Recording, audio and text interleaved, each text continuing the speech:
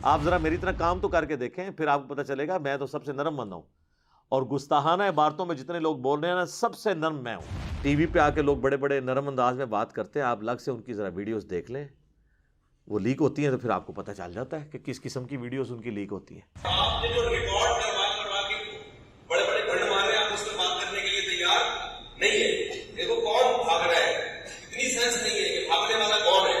آپ کو تو خوش ہونا چاہیے تھے یار، اس کو تو پتہ ہی نہیں کیا لکھا ہے، اب تو اس کو دھونے میں بڑا مزہ ہے۔ آ جاؤ بھائی یار، 25-30 بڑے بڑے علماء نے جن عقیدوں میں دستخط کر دیے، مجھے یہ یقین ہے کہ وہ قرآن و سنت کے خلاف نہیں ہو سکتے۔ تو نہیں بھی پتا تھا پھر بھی اتنا کانفیڈنس ہے۔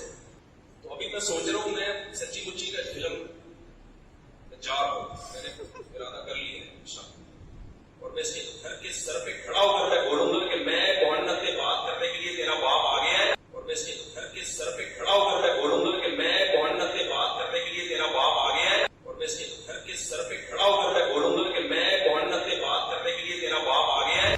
یہ ان کا اپنا ہی انداز ہوتا ہے بات کرنے کا۔ میں جو کچھ بیان کرتا ہوں پیشن کے ساتھ علمی دلائل رکھتا ہوں۔ آپ لوگ گواہ ہیں، میں ہمیشہ اعلیٰ حضرت امام احمد رضا بریلوی صاحب کہتا ہوں، حالانکہ مجھے کئی لوگوں نے کہا اعلیٰ حضرت کیوں کہہ رہے ہیں؟ پھر کیا فرق پڑتا ہے؟ اگر اعلیٰ حضرت لفظ سن کے کوئی بندہ توحید ماننے کے لیے تیار، تو میں جناب 10 دفعہ اعلیٰ حضرت کہنے کے لیے تیار ہوں، ٹھیک ہے؟ ان کے بقول ہے نا، کیا فرق پڑتا ہے؟ میں نے ہمیشہ کہا اشرف علی تھانوی صاحب، تو کیا یہ بریلوی علماء کہتے ہیں؟ دوسروں کو یہ کہتے ہیں مرحوم، اپنے کو کہتے ہیں رحمت اللہ علیہ، یہ انہوں نے نام رکھے ہوئے۔ ایون طارق جمیل صاحب جیسے ہی ماڈریٹ شخصیت بھی، انہوں نے کہا مولانا احمد رضا خان بریلوی مرحوم۔ تو احمد رضا خان صاحب مرحوم، تو میں نے خود اپنے استاد صاحب سے سنا کہ ان کی تحریروں میں کوئی ایسی چیز نہیں ہے جو حد کفر تک پہنچاتی ہو یا بالکل کھلی گمراہی تک پہنچاتی، وہ صرف جذبہ عشق میں بدعت کی حد تک پہنچے۔ انہوں نے بھی رحمت اللہ علیہ نہیں کہا، ان کی آڈیو ریکارڈنگ موجود ہے، اگر آپ کہتے ہیں نا وہ کہہ سکتے ہیں ان کو، کیا آپ کہتے ہیں؟ ہاں جی، کبھی نہیں کہیں گے سر۔ تو ہم لوگ تو اللہ کا شکر ہے احترام سے نام لیتے ہیں، ورنہ یقین کریں جن لوگوں نے چشتی رسول اللہ یا اشرف علی تھانوی رسول اللہ کلمے پڑھائے یا انڈورس کیے، یہ کتابوں میں چھاپے، یہ سیدنا عمر کے زمانے میں ہوتے، تو آپ کیا سمجھتے ہیں حضرت عمر نے ان کو زبان سے سمجھانا تھا؟ آپ ذرا میری طرح کام تو کر کے دیکھیں، پھر آپ کو پتہ چلے گا میں تو سب سے نرم بندہ ہوں، اور گستاخانہ عبارتوں میں جتنے لوگ بول رہے ہیں نا، سب سے نرم میں ہوں۔ میرے زیادہ نرم بندہ آپ کو ملے گا نہیں کوئی۔ اور ٹی وی پہ آ کے لوگ بڑے بڑے نرم انداز میں بات کرتے ہیں، آپ الگ سے ان کی ذرا ویڈیوز دیکھ لیں، وہ لیک ہوتی ہیں تو پھر آپ کو پتہ چل جاتا ہے کہ کس قسم کی ویڈیوز ان کی لیک ہوتی ہیں۔ آپ نے جو ریکارڈ کروا کے بڑے بڑے بھنڈ مارے، آپ اس پر بات کرنے کے لیے تیار نہیں ہے۔ دیکھو کون بھاگ رہا ہے، اتنی سینس نہیں ہے کہ بھاگنے والا کون ہے۔ آپ کو تو خوش ہونا چاہیے تھے یار، اس کو تو پتہ ہی نہیں کیا لکھا ہے، اب تو اس کو دھونے میں بڑا مزہ ہے۔ آ جاؤ بھائی یار، 25-30 بڑے بڑے علماء نے جن عقیدوں میں دستخط کر دیے، مجھے یہ یقین ہے کہ وہ قرآن و سنت کے خلاف نہیں ہو سکتے۔ تو نہیں بھی پتا تھا پھر بھی اتنا کانفیڈنس ہے۔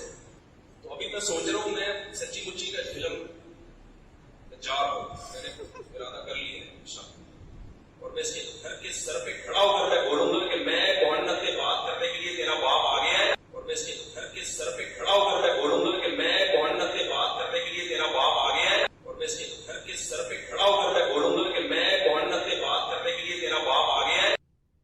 تو یہ ان کا اپنا ہی انداز ہوتا ہے بات کرنے کا۔ میں جو کچھ بیان کرتا ہوں پیشن کے ساتھ علمی دلائل رکھتا ہوں۔ کبھی کبھار کوئی سلپ آف ٹنگ ہو جائے تو وہ پورے کا پورا میرا ایک سمجھ لیں نیریٹو نہیں ہوتا، اوورال میں ہی ہوں، اعلیٰ حضرت لفظ بولتا ہوں، اشرف تھانوی صاحب بولتا ہوں، امام ابن تیمیہ بولتا ہوں، ٹھیک ہے نا؟ کبھی میں نے نہیں کہا گستاخ ابن تیمیہ اس طرح کر کے میں ایک لفظ ساتھ جوڑ بول کے تو ساتھ بولوں اس طرح، یہ تو احترام سے ایک دوسرے کا نام نہیں لیتے۔ رہ گا پیشن، تو یہ تو نبی الاسلام کا سٹائل ہے۔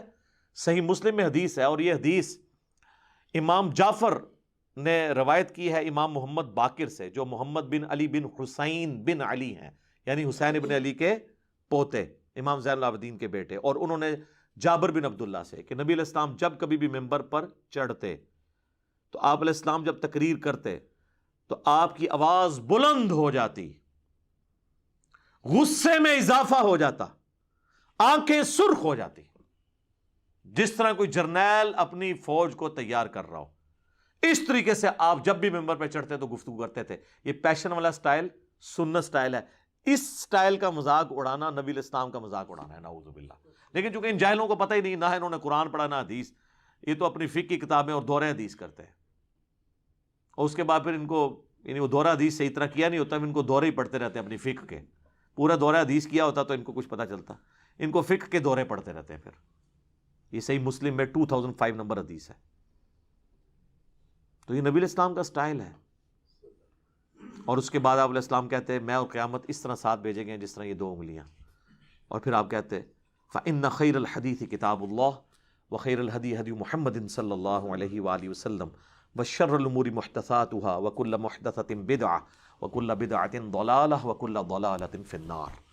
یہ آپ کا خطبہ ہوا کرتا تھا صلی اللہ علیہ وآلہ وسلم. اب لہٰذا کسی عالم دین کے ساتھ میرا کمپیریزن نہ کروائیں. کروانا ہے آپ نے پیشن کا تو ڈاکٹر اسرار صاحب سے کروائیں، تو آپ کو وہاں پہ بھی یہ سٹائل نظر آئے گا. رہ گیا میرے موضوعات، تو وہ تو دنیا میں کسی نے ان موضوعات کو ٹچ نہیں کیا، کیونکہ اس کے ساتھ تو بہت بڑی دنیاوی نقصانات، ایون جان کا نقصان جوڑا ہوا ہے. لہٰذا کہنا جی طارق جمیل صاحب کتنا میٹھا بولتے ہیں، جی مجھے وہ لیکچر بتائیں جس میں انہوں نے چشتی رسول اللہ اور اشرفی تھانوی رسول اللہ کا رد کیا اور بڑے میٹھے انداز میں لوگوں کو سمجھایا کہ یہ کلمات نہیں ہوتے، یا آپ بھی کہہ کے ریکارڈ کرواتے.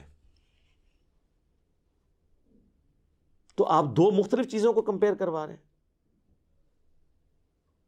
آپ گولف کے بال کا مقابلہ کرکٹ کے بال کے ساتھ کروانا چاہ رہے ہیں. ان کے ٹاپکس ہی نہیں ہیں. چلیں آپ خود کر کے بتا دیں ذرا، پھر آپ کو پتہ چل جائے گا آپ کے ساتھ جو ہوگی کتنا عرصہ آپ سروائیو کریں گے. تو میں تو اللہ کا شکر ہے پھر بھی بڑا نرم ہوں. اور اگر یہ علماء مجھے مخلص ہوتے نا سمجھانے میں، تو ہوتا یوں کہ میرے پاس آتے اکٹھے ہو کر بریلوی علماء اور مجھے کہتے ہیں کہ دیکھیں آپ تھوڑی سی یزید کے معاملے میں نرمی کریں. آپ ہر معاملے میں اہل حدیث کو یزید والے مسئلے میں اتنا رگڑا لگاتے ہیں، ان کے بیچاروں کے چڑیا جتنے دل دکھ جاتے ہوں گے. آپ بار بار یزید کو کنڈیم کرتے ہیں، بار بار. ہاں ٹھیک ہے ہم بھی مانتے ہیں کہ یزید نے برا کام کیا، لیکن اہل حدیث ہمارے بھائی ہیں، ان کے دل دکھتے ہوں گے. آپ یزید والا ٹاپک چھوڑ ہی دینا. یہ کہیں گا کبھی کوئی بریلوی؟ کیا کہے گا؟ منڈ کے رکھو انہوں، چک کے رکھو کام. انجینئر صاحب چک کے رکھو، یہی لکھا ہوتا ہے کامنٹس میں، کام چک کے رکھو. آج تک مجھے کسی اہل حدیث نے نہیں آ کے کہا کہ دیکھیں آپ علی بھائی ہر دوسرے لیکچر کے اندر آپ یہ کہتے ہیں کہ مرے ہوئے بزرگوں کو پکارنا شرک ہے، یہ قبروں پہ مزارات نہ بنائے جائیں، یہ بدعات ہیں. توحید کے اوپر آپ اتنا زور لگاتے ہیں، مزارات کی مذمت کرتے ہیں. ہر دوسری ویڈیو میں کہتے ہیں رفع الیدین کے ساتھ نماز پڑھو، یہ سنت طریقہ ہے. تو ہمارے حنفی جو بریلوی اور دیوبندی بھائی ہیں، ان کے چڑیا جتنے دل دکھ جاتے ہیں، آپ کو کیا ضرورت ہے رفع الیدین پہ بات کرنے کی؟ آپ چپ کر کے بس اپنا ایک بات کریں. ان کے دل دکھ جاتے ہوں گے. کبھی نہیں کوئی، اللہ کے فضل سے اس کے بعد بھی کوئی نہیں آ کے سمجھائے گا. میں تھوڑی بوتھیے تو اندازہ لا لیں گے تسی ایکٹنگ پہ کر دے ہو یا تسی اندروں پہ بول دے ہو، پتہ لگ جاتا ہے. منو زیادہ کون تمہیں پچھان سکتا ہے؟ بلکہ سونگ کے بھی دس دیں گا. آپ نہیں مطلب سونگ کے بتا نہیں دیتے. آپ مجھے بتائیں ایک بندہ آپ کے سامنے آئے جس کے بال بکھرے ہوں، اتنی لمبی داڑھی ہو اور آدھی پنڈلی تک اس نے شلوار اٹھائی ہو، تو آپ کو وہم بھی آئے گا کہ یہ بریلوی ہے؟ ہاں. اسی طریقے سے ایک بندہ جو ہے خوبصورت سی ایک مٹھی کے برابر بالکل گول کر کے داڑھی اور ایک سخت سی ٹوپی اس نے پہنی ہو اور مجھے صاف کی ہو، آپ کو یہ وہم بھی آئے گا کہ یہ جو ہے وہ اہل حدیث ہے؟ آپ کہیں گے دیوبندی تبلیغی ہے. ٹھیک ہے، تو وہ سب کو پتہ چل جاتا ہے شکل و صورت سے. لہٰذا وہ آپ کی بھی سونگنے کی حصہ اللہ کے فضل سے بہت زیادہ ہے، عام لوگوں کو بھی پتہ ہے. تو یہ آج تک کسی نے آ کے مجھے نہیں کہا. تو میں تو اللہ کا شکر ہے کہ میں علماء کے اصول اور مبادی کے اوپر ہی ان کو سمجھاتا ہوں. اس سے بہتر دنیا میں کوئی طریقہ نہیں ہو سکتا، اور یہ قرآن نے ہمیں سکھایا ہے. تعالوا الی کلمۃ سواء بیننا و بینکم. یہود و نصارہ کے ساتھ بھی آپ کامن ٹرم کے اوپر اکٹھے ہو سکتے ہیں. سورہ آل عمران کی آیت نمبر 64 ہے. تو میں کامن ٹرم پہ اکٹھا ہوتا ہوں. میں بریلویوں سے کہتا ہوں کہ دیکھو میں خود 31 سال بریلوی رہا، مجھے بچپن سے یہ چیز بتائی گئی کہ دیوبندیوں کے امام نے اشرف علی رسول اللہ کلمے کو انڈورس کیا تھا، لہٰذا یہ گستاخ رسول ہیں. تو میرے بھائیوں میں یہ مانتا ہوں، آپ بھی مانتے ہو؟ کہتے ہیں جی مانتے ہیں. تو اب تو یار وہ چشتی رسول اللہ نکلا ہے حشر بہشت میں، تو ہونا تو چاہیے کہ جناب چاہے اشرف علی تھانوی رسول اللہ یا چشتی رسول اللہ ہے، دویاں دی ایسی تھی تیسی. تو کہتے ہیں نہیں وہ پوچھیں گے. تو اس کے بعد کیا ہے, 2 نمبری کر رہے ہیں, اپنے آپ کو دھوکہ دے رہے ہیں, ان کو نہیں پتا. یہ میں کٹر لوگوں کی بات کر رہا ہوں, باقی تو لوگ قبول کر لیتے ہیں. ہماری دعوت سب سے زیادہ بریلویوں نے قبول کی ہے. اس سے بہتر کوئی اصول اور مبادی نہیں ہے. میں دیوبندیوں سے کہتا ہوں کہ میرے بھائیو, آپ کا کیا جھگڑا ہے بریلویوں کے ساتھ؟ دونوں حنفی, دونوں ایک ہی روحانی باپ کی اولاد فقہی طور پہ. مسئلہ کیا ہو, کہتے ہیں یہ مشرک ہیں, قبروں سے ان کے بڑے غلط عقیدے ہیں. تو میں کہتا ہوں میرے بھائی, یہ تو آپ کے بھی جو سمان قاسمی کے اندر لکھا ہوا ہے کہ قاسم نانوتوی جنہوں نے مدرسہ دیوبند بنایا تھا, وہ اپنے مرنے کے 6 سال کے بعد خواب میں نہیں بیداری میں قبر سے نکلے, دیوبند کے 2 مولویوں کی صلح کروا کے واپس قبر میں چلے گئے. اب ہونا تو یہ چاہیے کہ جناب ہونا بھی لکھا ہے تو وہ بھی ہوئی کوئی سن, لیکن جن کو ہدایت ملنی ہے وہ کہہ دیتے ہیں ٹھیک ہے. اہل حدیثوں سے میں کہتا ہوں میرے بھائیو آپ کو کیا مسئلہ ہے؟ وہ کہتے ہیں دیکھیں جی ہماری تو ہر چیز بخاری مسلم میں لکھی ہے, نماز کا طریقہ دیکھ لیں, فلاں چیز دیکھ لیں. تو ہم کہتے ہیں اچھا تو بخاری مسلم میں جو جو لکھا ہے, ہاں جی اس کی تو تمام متصل الاسناد مرفوع حدیث جو ہیں قطعی الصحت ہیں, اور یہ تو جو بخاری مسلم کو نہیں مانتا وہ تو گمراہ ہے, اہل سنت سے خارج ہے. ہم کہتے ہیں ٹھیک ہے ابھی چیک کر لیتے ہیں, آپ کو بھی ٹیسٹ لگا لیتے ہیں. تو سر صحیح بخاری اور مسلم دونوں میں حدیث موجود ہے, اور بخاری کا اس کا طریق ہے 2812. ہاں جی, اب تو ویسے اس کا نمبر ہی بولیں تو ساتھ ہی کھوتی مر جاتی ہے ندی, کہ نبی صلی اللہ علیہ وآلہ وسلم نے فرمایا وائے عمار تجھے ایک باغی جماعت قتل کرے گی, تو انہیں اللہ اور جنت کی طرف بلائے گا اور وہ جماعت دوزخ کی طرف بلا رہی ہوگی. تو ہم کہتے ہیں میرے بھیا پھر فیصلہ کرو کہ مولا علی کی پارٹی جنت اور اللہ کی پارٹی ہے, اور مولا علی کے مخالفین جو آل امیہ تھے وہ جہنم کی طرف بلانے والی پارٹی ہے. جہنمی نہیں میں کہتا, جہنم کی طرف بلانے والی. ساتھ ہی وہ بخاری مسلم کا بخار محبت ختم. یہ حدیثیں نہیں بیان کرنی چاہیے. ہم کہتے ہیں سر مسلم کا آپ مقدمہ پڑھیں, صحیح مسلم کے مقدمے میں لکھا ہے, امام مسلم میں نے خود لکھا ہے کہ میں تو عوام الناس کے لیے حدیثیں لکھ رہا ہوں. تم کہہ رہے ہو وہاں میں بیان نہیں کریں گے, تو چلیں مسلم کی آپ کو حدیث بیان کر دیتے ہیں, کریں جی. مسلم شریف میں 4776 نمبر حدیث ہے کہ عمر بن عاص خانہ کعبے کے سائے میں بیٹھے ہوتے ہیں, عبداللہ بن عمر بن عاص, اور ایک تابعی آ کے ان سے کہتا ہے عبد الرحمن بن عبد رب کعبہ, جب وہ حدیث بیان کرتے ہیں کہ امیر کی اطاعت کرنی کرنی ہے, تو کہتے ہیں یہ آپ نے اللہ کے نبی سے خود سنا تھا ان کا, میں کعبے کے سائے میں بیٹھا ہوں, میں نے میرے کانوں نے نبی علیہ السلام سے یہ خود سنا تھا کہ اطاعت امیر کرنی ہے, میری آنکھوں نے حضور کو دیکھا, میرے دل نے آپ کی بات یاد رکھی. تو انہوں نے کہا پھر اگر یہی بات ہے تو آپ کے چچا کا لڑکا معاویہ ابن ابی سفیان, چلیں ہم تو احترام سے نام لیں گے, رضی اللہ عنہما, جو ہمارے امیر ہیں اس وقت, وہ تو ہمیں حکم دیتے ہیں کہ ہم لوگوں کو ناحق قتل کریں اور لوگوں کا مال حرام طریقے سے ہڑپ کریں, جبکہ سورہ نساء میں آیت نمبر 29 میں اللہ تعالیٰ فرماتا ہے کہ اپنوں کو مت قتل کرو, یعنی ایک دوسرے کو, یعنی ایک دوسرے مسلمان ہی ہوتا ہے نا, اس لیے اس کو کہا کہ اپنوں کو گویا قتل کرنا ہے, ایک دوسرے کو قتل کرنا, اور ایک دوسرے کا مال حرام طریقے سے ہڑپ مت کرو.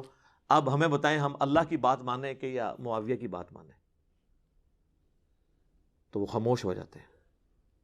ان کا تو خیال ہے خاموش ہو کے انہوں نے کہا ہوگا تجھے ایران سے فنڈ آتا ہے, کہیں تو انجینئر کی ویڈیو تو نہیں دیکھتا, تو نے کہیں ڈائریکٹ تو نہیں حدیث پڑھ لی.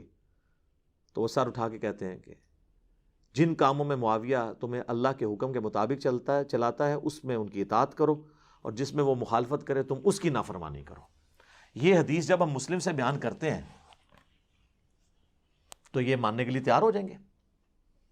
اور اس سے بڑی حدیث صحیح مسلم کی 240, علی سے محبت نہیں رکھے گا مگر مومن, علی سے بغض نہیں رکھے گا مگر منافق. بغض علی کی جتنی شکلیں ہیں وہ منافقت کی اولین علامتوں میں سے ایک علامت ہے. بس آپ یہ حدیث کسی سنی کی مسجد میں لگا کے دیکھیں تو شام تک وہاں پہ گڑبڑ شروع ہو جائے گی, چاہے وہ بریلوی ہو, دیوبندی ہو, اہل حدیث ہو, کیونکہ انہیں پتہ چل جائے گا کہ بھئی یہ تو کسی اور پلیٹ فارم سے بول رہا ہے. حالانکہ مسلم شریف ہمارا ہی پلیٹ فارم ہے, بخاری ہو مسلم, یہ دونوں ہمارے ہی پلیٹ فارم ہے. تو اس کے اوپر مجھے بتائیں اب اہل حدیث کو کیا غصہ کھانے کی ضرورت ہے؟ اسی طریقے سے اہل تشیع کی طرف آ جائیں, وہ تو خود اس چیز کا رونا روتے ہیں کہ آل امیہ کے دور پہ میں سیدنا علی پر ممبروں سے سب و شتم ہوتا تھا, تو تم نے وہی کام شروع کر دی. میرے پاس تو کوئی شیعہ آتا, میں کہتا ہوں میرا تم سے بنیادی اختلاف یہ ہے کہ تم معاویہ کے ٹریک پہ اور میں علی کے ٹریک پہ ہوں. علی نے تو اپنے مخالفین کے لیے دعائیں بھی کی, ان کے جنازے بھی پڑھائے, اور اپنے ہاتھوں سے ان کو دفن بھی کیا, ان کی لاشیں اٹھائیں, ان پہ گریہ کیا. اور تم لوگ جو ہے وہ حضرت علی کے طریقے پہ نہیں چلتے ہو, اور ان لوگوں کے طریقے پہ چلتے ہو جنہوں نے 60 سال تک ممبروں پہ حضرت علی پہ لعنت کی. تم بھی صحابہ پہ لعنت کر کے انہی کے طریقے پہ ہو.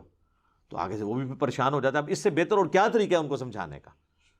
تو ہم جس اصول اور مبادی، اسی کو میں نے اینٹی وینم، پھکی الزامی جواب نام دیا ہوا ہے. جیسے کوبرا سانپ کاٹ جائے نا تو اس کا علاج پھر کوبرے کے زہر سے ہوتا ہے، اسے کہتے ہیں وینم کا علاج اینٹی وینم، جو اس کے زہر سے بنتا ہے. تو میں اسی اصول کے اوپر ان کو جواب دیتا ہوں، اسے میں اینٹی وینم کہہ دیتا ہوں، پنجابی میں اسے پھکی کہہ دیتا ہوں، اردو میں اسے کہا جاتا ہے الزامی جواب، کہ ہاں بھئی اب اس پہ اگر یہ بات ہے تو تو بھی ماننا. تو یہ کسی کو برا نہیں لگنا چاہیے.